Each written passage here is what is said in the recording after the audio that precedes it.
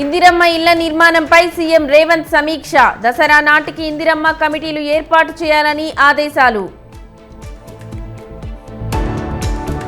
రేవంత్ ప్రభుత్వానికి కనీస మానవత్వం లేదు. హైడ్రా పేరుతో హైడ్రామా చేస్తున్నారన్న కేటీఆర్. ప్రజల కోసం ఖర్చు పెట్టే ప్రతి పైసా ప్రజలకే ఉపయోగపడాలి. కబ్జాలు ఆక్రమణలు చేసిన ఏ ఒక్కరిని వదలమన్న తుమ్మల.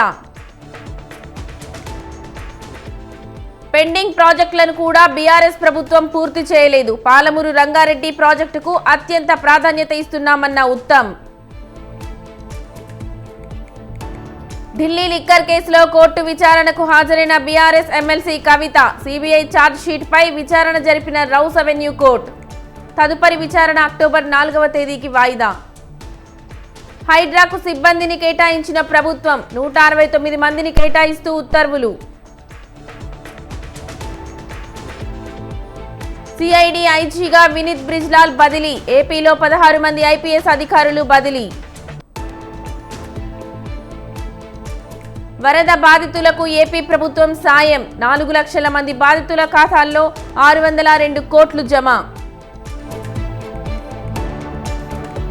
నామినేటెడ్ పదవులు పొందిన వారికి సీఎం సుతిమెత్తని హెచ్చరిక. సామాన్యుల కంటే పదవులు పొందిన వారు ప్రత్యేకం కాదన్న చంద్రబాబు.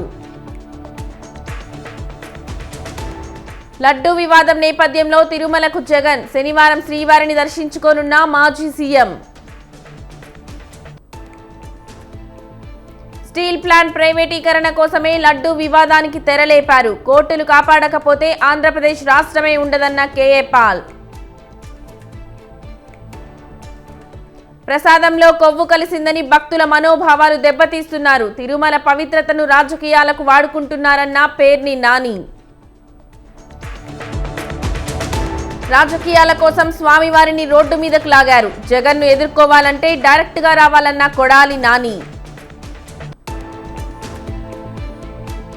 వైసీపీ పాలనలో దేవాలయాల ప్రతిష్ట మసకబారింది. రాష్ట్రంలో దేవాలయ వ్యవస్థను ప్రక్షాళన చేయాలన్న బుద్ధా ప్రసాద్.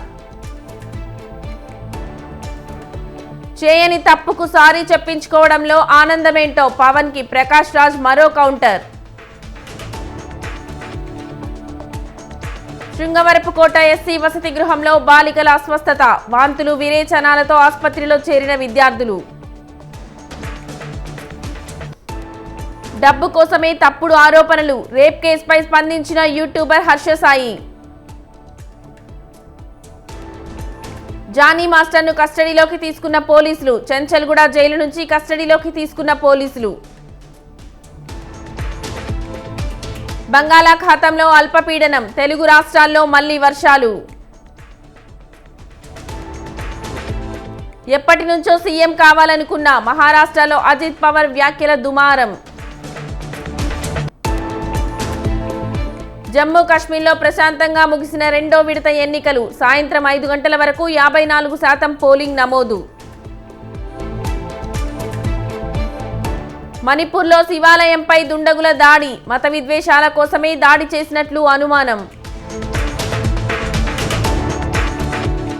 అగ్రరాజ్యం అమెరికాలో బస్సు హైజాక్. ఒకరిని కాల్చిన హైజాకర్ ఆసుపత్రికి తరలింపు.